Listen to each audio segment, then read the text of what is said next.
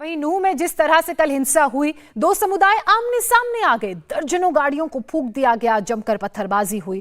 अब इसी पर सियासत भी शुरू हो गई है। इंडिया टीवी संवाददाता शोएब रजा ने एआईएमआईएम चीफ असदुद्दीन ओवैसी से नूह हिंसा पर बात की, उनका स्टैंड जाना। ओवैसी ने सीधे हरियाणा की बीजेपी सरकार को अपने निशाने पर लिया, टारगेट करते हुए कहा कि जो कुछ भी नूह में हुआ है ये खट्टर सरकार की नाकामी है। सुनिए। हमारे साथ असदुद्दीन ओवैसी साहब जुड़ चुके हैं। ओवैसी साहब, मेरा सवाल यही है, मेवात पर जिस तरह से कल से जानकारी आ रही है, जिस तरह की घटनाएं वहां से सामने आ रही है, बजरंग दल और विश्व हिंदू परिषद का सीधा आरोप है कि एक साजिश के तहत उनकी शोभा यात्रा पर पथराव होता है और लोगों को घेर कर पीटा जाता है, गाड़ियों में आग लगाई जाती है। अब ये आरोप तो इनकी पुरानी आदत रही है, मगर मेरा मानना यह है कि जब एक जुनैद और नसीर का आरोपी एक वीडियो जारी करता है जो वांटेड है हरियाणा सरकार और राजस्थान सरकार के लिए, तो उस वक्त हरियाणा सरकार को फौरन एक्शन में आना चाहिए था। और जो भी हिंसा कल हुई है उसकी जिम्मेदारी हरियाणा सरकार की नाकामी, बीजेपी सरकार की नाकामी है। और हम देख रहे हैं कि अफसोसनाक बात यह है कि दो होमगार्ड का भी मर्डर हुआ है, उनकी मौत हुई है। और एक सेक्टर 57 के अंजुमन मस्जिद के इमाम जनाब साद साहब की भी मौत हुई है, जो सीतामढ़ी बिहार से आकर यहाँ पर इमामत कर रहे थे। तो ये सरासर नाकामी है बीजेपी सरकार की। इनके पास इंटेलिजेंस रिपोर्ट थी, मगर हमको ये भी देखना है कि जो सो कॉल्ड गौ रक्षक को हरियाणा सरकार ने हथियार रखने का लाइसेंस दिया और उनको इतना बढ़ावा दिया पिछले 3-4 साल में, और उसका नतीजा ये देख रहे हैं कि ये एक ज्यादा रेडिकलाइज और एक्सट्रीम हो चुके हैं। अब ये हिंसा को रोकना चाहिए, अमन की हम अपील करेंगे और पुलिस अनबायस तरीके से तहकीकात करे और जो भी इसका जिम्मेदार है उसके खिलाफ एक्शन ले। मगर जब एक वांटेड आदमी वीडियो जारी करता है तो बेसिक पुलिस इन्वेस्टिगेशन का काम भी तो होना चाहिए कि आप फौरन आप उस पर एक्शन लेते और आप समझ जाते कि क्या हो रहा है और क्या मंसूबे बनाए जा रहे हैं। लेकिन वो कह रहे हैं कि मोनू मानेसर तो वहां गया ही नहीं था, वहां बच्चे थे, औरतें थी और लोग थे।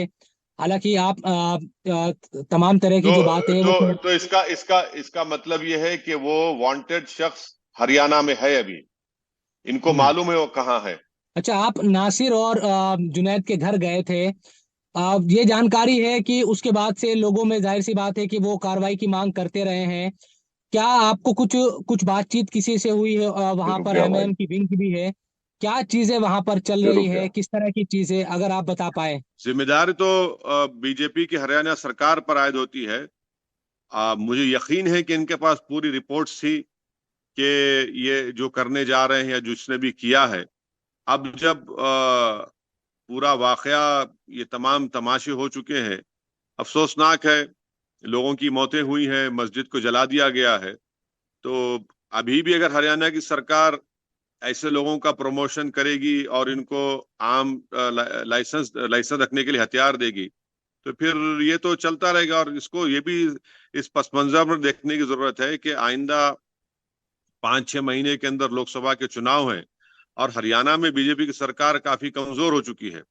तो ये भी हमको जहन में रखना चाहिए। बिल्कुल। एक सवाल दूसरा है, अब मेवात से अलग आरपीएफ को लेकर आपने कल एक ट्वीट किया था। आपने उस घटना को टेररिस्ट अटैक बताया था, उसके पीछे का क्या लॉजिक है?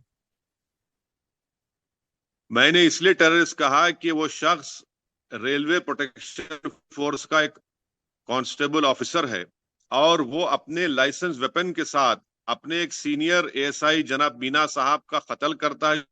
रुक रहे थे, वो किसी से भिड़ गया था और मीना साहब का कत्ल करने के बाद वो दूसरे बोगी में गया, कंपार्टमेंट में गया, वहां पर एक मुसलमान को देखा, उसको गोली मारी।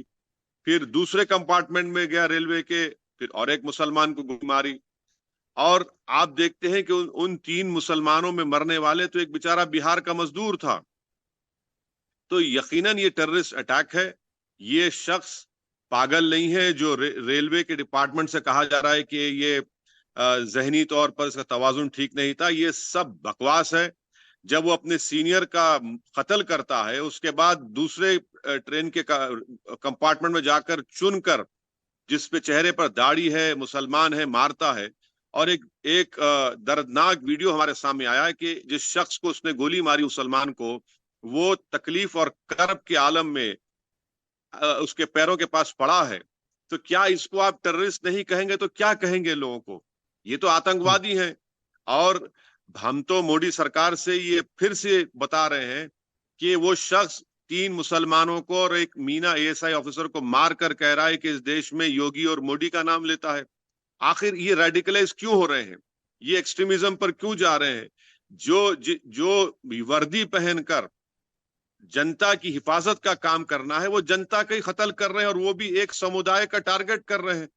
तो यकीनन अगर बीजेपी अभी भी नहीं समझेगी कि पिछले 9 साल में उनकी पॉलिसीज की वजह से उन्होंने एक माहौल, एक एनवायरनमेंट पैदा किया पोलराइजेशन का, रेडिकलाइजेशन का, एक्सट्रीमिज्म का, और उसका खैमियाजा देश भुगत रहा है। अच्छा, आखिरी सवाल है, आपको पार्लियामेंट भी जाना है, अगर आप योगी आदित्यनाथ का जो बयान कल आया है सीएम का ज्ञानवापी पर, उस पर कुछ कहना चाहे? वो कह रहे हैं कि मस्जिद कहना गलत है, विवाद पैदा हुआ, इख्तलाफात पैदा हो जाएंगे ज्ञानवापी को। देखिए, उत्तर प्रदेश के मुख्यमंत्री से हम इतना ही कहना चाहेंगे कि आपने भारत के संविधान रोज लिया, फिर आपकी आइडियोलॉजी पर आपने कसम खाई है। अगर आप बाबा साहेब अम्बेडकर के बनाए हुए संविधान पर आपने ओथ लिया है, तो आप ही के उत्तर प्रदेश में 1983 में काशी विश्वनाथ का एक कानून बनाया गया, जिसमें सेक्शन 5 सबसेक्शन 4 में बता दिया गया कि काशी विश्वनाथ की मंदिर क्या है, कहाँ उसका कितना रकबा है, और ज्योतिर्लिंग कहाँ है। जब ये बात कानूनन बता दी गई, उसके बावजूद भी योगी आदित्यनाथ भारत के और उत्तर प्रदेश के मुसलमानों को प्रेशराइज करना चाह रहे हैं, ब्लैकमेल करना चाह रहे हैं। वो इस बात को डेलिबरेटली भूल रहे हैं कि पार्लियामेंट ने कानून बनाया, जिसके तहत ये कानून है आज भी कि 15 अगस्त 1947 को जो मस्जिद, मंदिर, गिरजाघर या गुरुद्वारा था, उसका स्टेटस बरकरार रहेगा।